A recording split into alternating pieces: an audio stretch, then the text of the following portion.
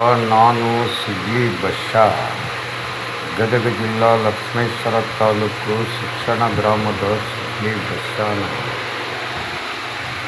ಸುಮಾರು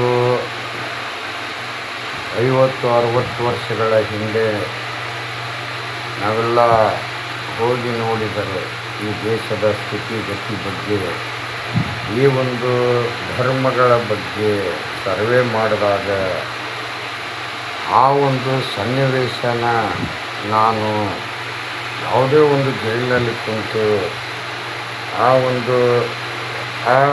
ಒಂದು ಫಿಲ್ಮ ಒಂದು ಪರದೆ ಒಳಗಡೆ ಆ ಒಂದು ಸ್ಟೋರಿ ನೋಡಿದ್ದೆ. ಚಿಕ್ಕವನಿದ್ದೆ, ಫಸ್ಟು ಧಾರವಾಡ 88ರಲ್ಲಿ. ಅದು ಹೊರಗಿಂದ ಜೈಲು ಒಳಗಡೆ ಬಂದು ಆ ಒಂದು ಕಥೆನ ಪ್ರಸಾರ ಮಾಡಿದಾಗ ನೋಡಿದಂಥ ಆ ಕಥೆ ಹೆಂಗಿತ್ತಪ್ಪ ಅಂದರೆ,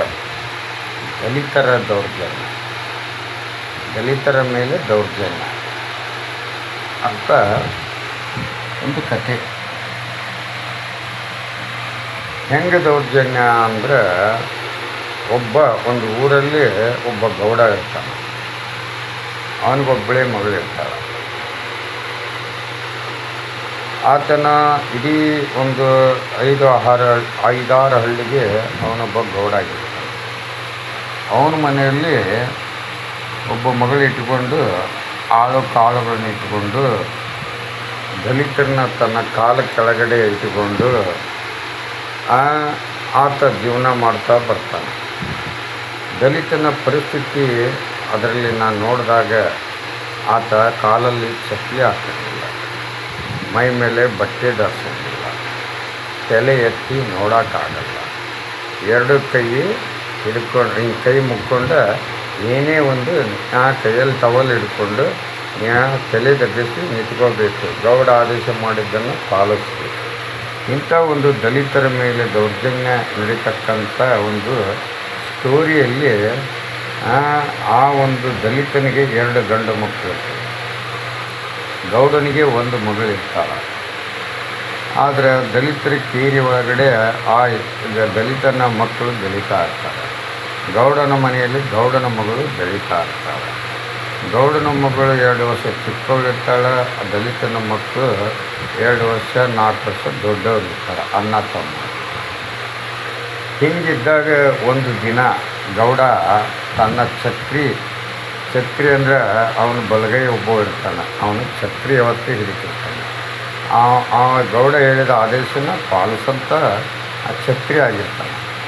ಆ ಒಂದು ಛತ್ರಿಯನ್ನು ಕರೆದು ಗೌಡ ಹೇಳ್ತಾನೆ, ಛತ್ರಿ, ಪಕ್ಕದೂರಲ್ಲಿ ಜಾತ್ರೆ ಇದೆ, ನಮ್ಮ ಮನೆ ದೇವರ ಜಾತ್ರೆ, ಬಂಡಿ ಹೂಡ್ಕೊಂಡು ನನ್ನ ಮಗಳು ಕರ್ಕೊಂಡು ಜಾತ್ರೆ ದಲಿತನ ಬಂಡಿ ಮೇಲೆ ಕುಂದಿರಿಸ್ಕೊಂಡು, ದಲಿತನ ಬಂಡಿ ಹೊಡಿಲಿಕ್ಕೆ ಕುಂದಿರಿಸ್ಕೊಂಡು, ನನ್ನ ಮಗಳನ್ನ ಬಂಡಿಯಲ್ಲಿ ಕುಂದಿರಿಸ್ಕೊಂಡು ಛತ್ರಿ ಹಿಡ್ಕೊಂಡು ಆ ಗ್ರಾಮಕ್ಕೆ ಹೋಗಿ ಅಲ್ಲಿ ದೇವರ ಪೂಜೆ ಮಾಡಿಸಿ ಮತ್ತಲ್ಲಿ ಜಾತ್ರೆ ಮಾಡಿಸಿ ನನ್ನ ಮಗಳಿಗೆ ಬೇಕು ಬೇಡಗಳನ್ನು ಕೊಡಿಸಿ ಕರ್ಕೊಂಬರಬೇಕು ಅಂತ ಆದೇಶ ಮಾಡಿರ್ತಾನೆ. ಯಾರು? ಗೌಡನ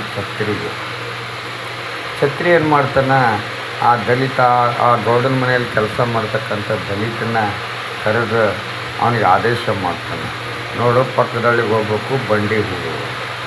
ಆಯಿತು ಅಂತಂದು ದನಿಗಳಂತೇಳಿ ಆತ ಬಂಡಿಗೆ ಹಸುಗಳನ್ನು ಕಟ್ಟಿ ಬಂಡಿನ ಹೊಡ್ಕೊಂಡು ಮಗಳು ಆ ಗೌಡನ ಮಗಳು ಕುಂದಿರಿಸ್ಕೊಂಡು ಛತ್ರಿ ಕುಂದಿರಿಸ್ಕೊಂಡು ಆ ದಲಿತ ಹೋಗ್ತಾ ಇರ್ತಾನೆ.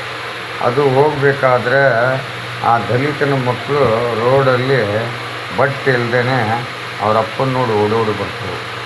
ಆವಾಗ ಅವ್ರ ಅಪ್ಪ ಕೇಳ್ತವೆ, ಅಪ್ಪ ಎಲ್ಲಿ ಹೋಗ್ತಾಯಿದ್ದೀವಿ? ಇಲ್ಲಿ ಪಕ್ಕದೂರು ಜಾತ್ರೆಗೆ ಹೊಂಟೀನಿ, ಗೌಡರ ಮಗಳಿಗೆ ಜಾತ್ರೆ ಮಾಡಿಸ್ಬೇಕಂತ ಕರ್ಕೊಂಡು ಹೊಂಟೀನಿ.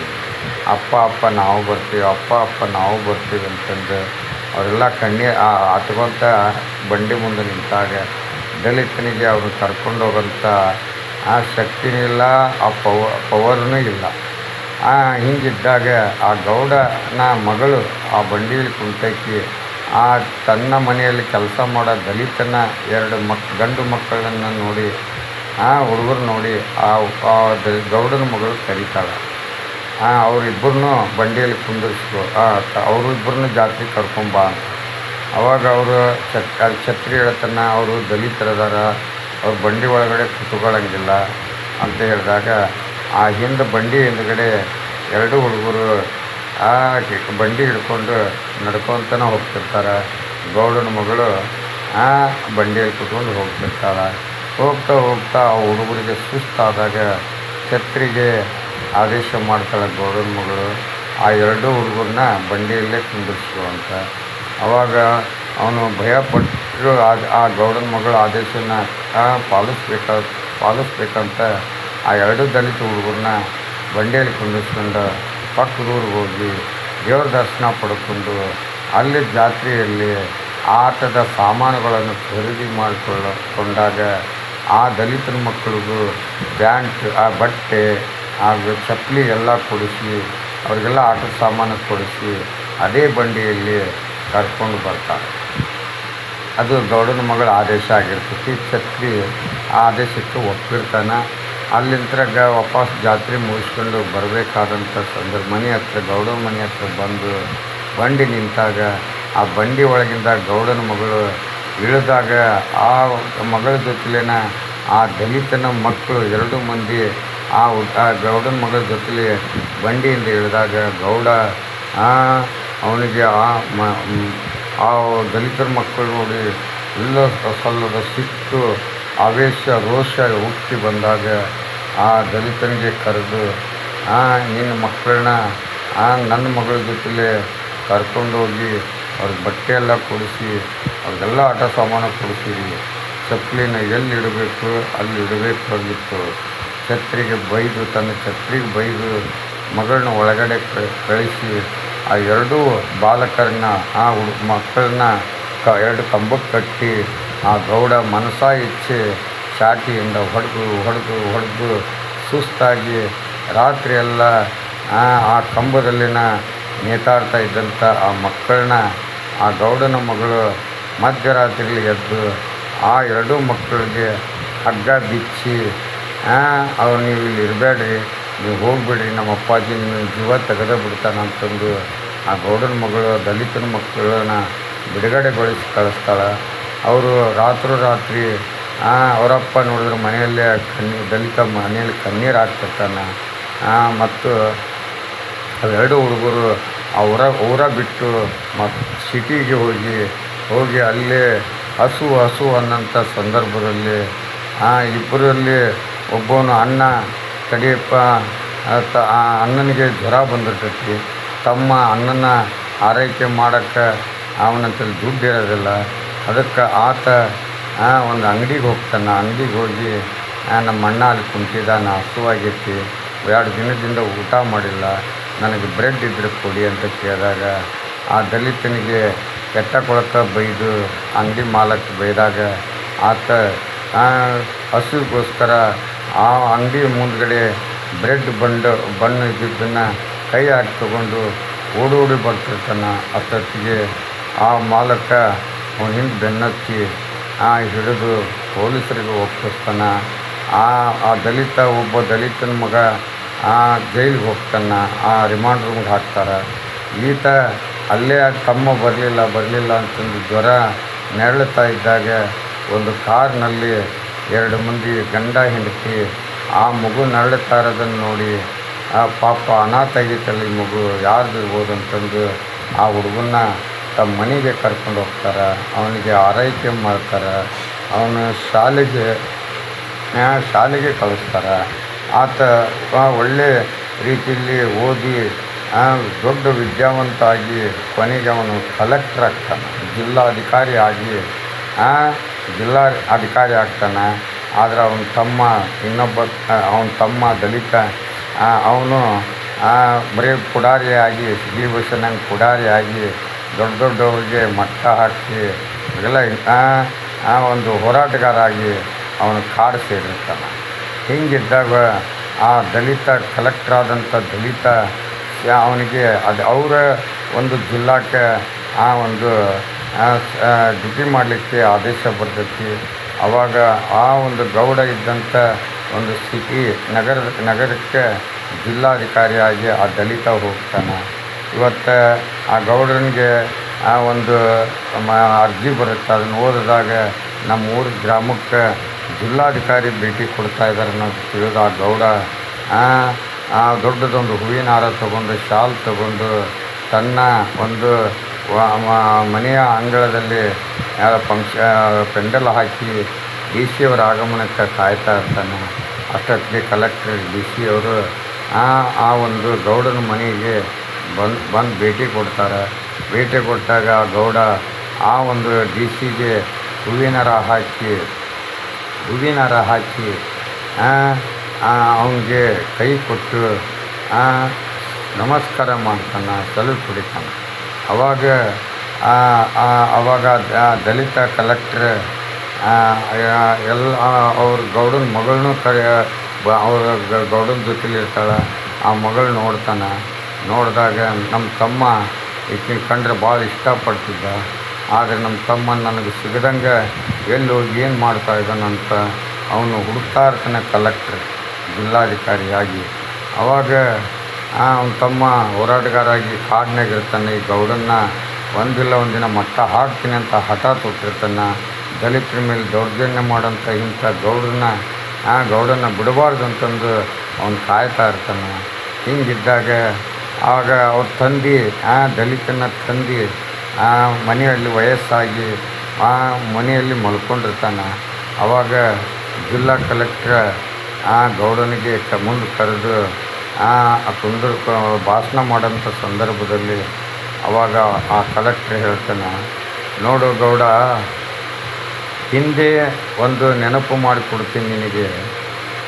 ನಾವು ದಲಿತನ ಮಕ್ಕಳು. ಅದು ನಮ್ಮಪ್ಪ ನಿಮ್ಮ ಮನೆಯಲ್ಲಿ ಜೀತದಾಳಾಗಿ ಸಾಯೋವರೆಗೂ ದುಡಿತಾ ಇದ್ದಾನೆ. ಆದರೆ ನಾವು ನಿಮ್ಮ ಮಗಳು ನಮ್ಮನ್ನು ಜಾತ್ರೆಗೆ ಕರ್ಕೊಂಡು ಹೋಗಿದ್ದರಿಂದ ನಾವು ಜಾತ್ರೆಗೆ ಬಂದು ನಾವು ಕಾಲ ಚಪ್ಪಲಿ ಹಾಕ್ಕೊಂಡಿದ್ದನ್ನು ನೋಡಿ, ನಿಮ್ಮ ಮಗಳು ಬಟ್ಟೆ ಕೊಡಿಸಿದ್ದನ್ನು ನೋಡಿ ಹೊಟ್ಟೆ ಹುರ್ಕೊಂಡು ಎರಡೂ ನನ್ನ ತಮ್ಮನ ಮೇಲೆ ನನ್ನ ಮೇಲೆ ಕಂಬ ಕಟ್ಟಿ ಹಲ್ಲೆ ಮಾಡಿದ್ವಿ. ಆದರೆ ನಿನ್ನ ಮಗಳ ನಮ್ಮನ್ನು ಊರಿಗೆ ಹಗ್ಗ ಬಿಚ್ಚಿಸಿ ಅಣ್ಣ ತಮ್ಮನ್ನು ಊರು ಬಿಡಿಸ್ತಂತ ನಿನ್ನ ಮಗಳೈತಿ.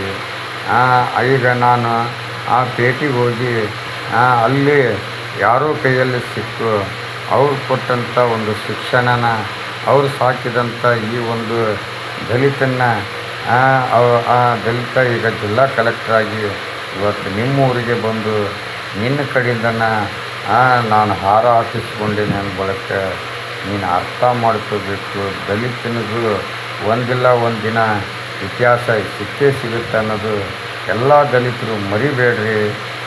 ಓದ್ರಿ, ಸಂವಿಧಾನ ಓದ್ರಿ, ಕಾನೂನನ್ನ ಅರಿವು ತಿಳ್ಕೊಳ್ಬೇಕು.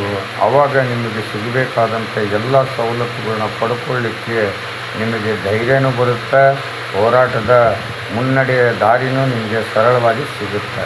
ಇದು ದಲಿತರಿಗೆ ಕೊಡ್ತಕ್ಕಂಥ ಆದಂಥ ಅವಮಾನಕ್ಕೆ ಅದೇ ಗೌಡ ಹೊಡೆದಂಥ ದಲಿತರ ಮೇಲೆ ದೌರ್ಜನ್ಯ ಮಾಡಿದಂಥ ಗೌಡನೇ ಒಂದು ಸ್ಥಾನದಲ್ಲಿ ದಲಿತ ಜಿಲ್ಲಾ ಕಲೆಕ್ಟ್ರಾಗಿ ಬಂದಾಗ ಅವನು ಹೂವಿನಾರ ಶಾಲ್ ಹಾಕಿದಾಗ ಆತನ ಒಂದು ಇತಿಹಾಸ ಏನು ಅನ್ನೋದು ಎಲ್ಲ ಪ್ರಜೆಗಳು ಅರ್ಥ ಮಾಡ್ಕೋಬೇಕು.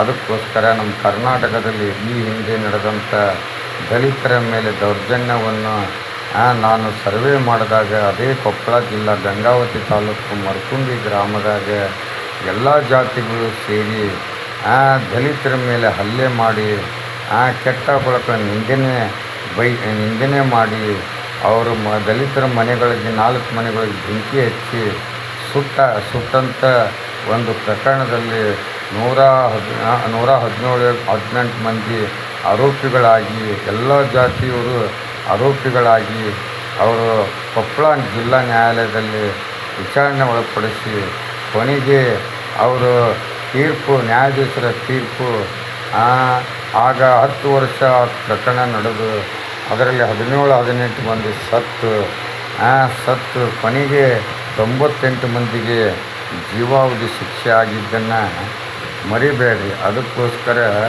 ದಲಿತರ ತಾಕತ್ತು ಆ ಒಂದು ಕೊಪ್ಪಳ ಜಿಲ್ಲಾ ಆ ಒಂದು ಗಂಗಾವತಿ ತಾಲೂಕು ಮರ್ಕುಂಬಿ ಗ್ರಾಮಕ್ಕೆ ಹೋಗಿ ಸ್ವಲ್ಪ ಭೇಟಿ ಕೊಟ್ಟು ಅಲ್ಲಿ ಇತಿಹಾಸ ತಿಳ್ಕೊಳ್ಳಿ.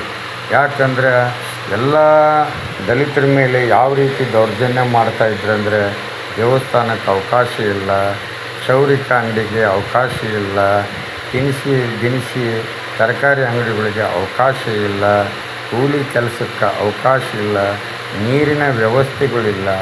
ಅಂದ ಬಳಿಕ ಒಂದು ಗ್ರಾಮದಿಂದ ಸುಮಾರು 12 ಕಿಲೋಮೀಟರ್ ದೂರದಲ್ಲಿರ್ತಕ್ಕಂಥ ತಾಲೂಕು ಗಂಗಾವತಿ ತಾಲೂಕಿಗೆ ಹೋಗಿ ಆ ದಲಿತರು ಕೆಲಸ ಮಾಡಿ ಮತ್ತು ಅಲ್ಲಿಂದ ಬಂದು ಊರಲ್ಲಿ ಅಲ್ಪ ಸ್ವಲ್ಪ ರೇಷನ್ ತೊಗೊಂಡು ಜೀವನ ಮಾಡ್ಕೊಂಡು ಬಂದಂಥ ದಲಿತರ ಮೇಲೆ ದೌರ್ಜನ್ಯ ಮಾಡಿದ್ರಿಂದ ಜೀವಾವಧಿ ಶಿಕ್ಷೆಗೊಳಗಾದಂಥವರು ಇವತ್ತು ಅರ್ಥ ಮಾಡ್ಕೋಬೇಕು ಸಂವಿಧಾನದ ತಾಕತ್ತು ಎಷ್ಟು ಇದೆ ಅನ್ನೋದು.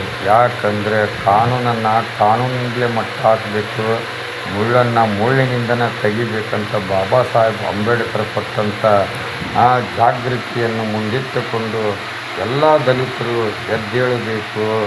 ಈ ಒಂದು RSS ಅನ್ನೋಂಥ ಉಗ್ರ ಸಂಘಟನೆಯನ್ನು ನಾಶಪಡಿಸಿ ಈ ದೇಶದಲ್ಲಿ ಜಾತ್ಯತೀತ ದೇಶವನ್ನು ಮಾಡಿ ಪ್ರತಿಯೊಬ್ಬ ಪ್ರಜೆಗೂ ಪ್ರತಿಯೊಂದು ಧರ್ಮಕ್ಕೂ ಹಕ್ಕಿಗೆ ಧಕ್ಕೆ ಕೊಡದಂಗೆ ಕಾಪಾಡಿಕೊಂಡು ಹೋಗಬೇಕಂದ್ರೆ ಈ ದೇಶಕ್ಕೆ ಒಬ್ಬ ದಲಿತ ಪ್ರಧಾನಮಂತ್ರಿ ಬೇಕು, ಈ ರಾಜ್ಯಕ್ಕೆ ಒಬ್ಬ ದಲಿತ ಮುಖ್ಯಮಂತ್ರಿ ಅವಶ್ಯಕತೆ ಇದೆ ಅನ್ನೋದು 2028ಕ್ಕೆ ದಲಿತ ಪ್ರಧಾನಮಂತ್ರಿ ಆದರೆ 5 ವರ್ಷದಲ್ಲಿ ಈ ದೇಶನ ಅಭಿವೃದ್ಧಿ ಮುಖಾಂತರ ನೆಟ್ಟಗೆ ನಿಲ್ಲಿಸ್ಬೇಕನ್ನೋ ಛಲ ನಂದು ಇದೆ. ಎಲ್ಲ ದಲಿತರು, OBCಗಳು, ಅಲ್ಪಸಂಖ್ಯಾತರು ಎಲ್ಲರೂ ಒಕ್ಕಟ್ಟಾಗಿ ಈ ದೇಶನ ಕಟ್ಟಿ ಈ ದೇಶಕ್ಕೆ ಈ ಒಂದು ವಿರೋಧ ಪಕ್ಷಕ್ಕೆ ಬುದ್ಧಿ ಕಲಿಸ್ಬೇಕಂತ ಈ ಸಿದ್ಲಿ ಬಸ್ಸಿನ ಹೋರಾಟ. ನನ್ನ ವೈಯಕ್ತಿಕ ನಾನು ಕಾನೂನುಬದ್ಧವಾಗಿರ್ತೀನಿ, ಬಟ್ ನನ್ನ ಹೋರಾಟಕ್ಕೆ ಜಾಗೃತಿ ಕಾನೂನು ಪ್ರಕಾರನ ನೀವು ಅರಿವು ತಿಳ್ಕೋಬೇಕು. ನನ್ನ ಬಗ್ಗೆ ತಲೆ ಕೆಡಿಸಿಕೊಳ್ಳದೆ ಇದ್ದರು ನನ್ನ ಜಾಗೃತಿಯ ಬಗ್ಗೆ ನೀವೆಲ್ಲ ಪರಿವರ್ತನೆ ಆಗಿ ನಿಮ್ಮ ಕುಟುಂಬಕ್ಕೆ ಆದ್ಯತೆ ಕೊಟ್ಟು ಭದ್ರತೆ ಕೊಟ್ಟು ಶಿಕ್ಷಣ ಕೊಡೋಂಥ ವ್ಯವಸ್ಥೆಯನ್ನು ಇಟ್ಟುಕೊಂಡು ಬಾಳಬೇಕನ್ನೋದೇ ಈ ಸಿದ್ಲಿ ಬಸ್ಸಿನ ಕನಸು. ಜೈ ಹಿಂದ್, ಜೈ ಕರ್ನಾಟಕ, ಜೈ ಕನ್ನಡ, ಜೈ ಶ್ರೀರಾಮ್, ಜೈ ಭೀಮ್.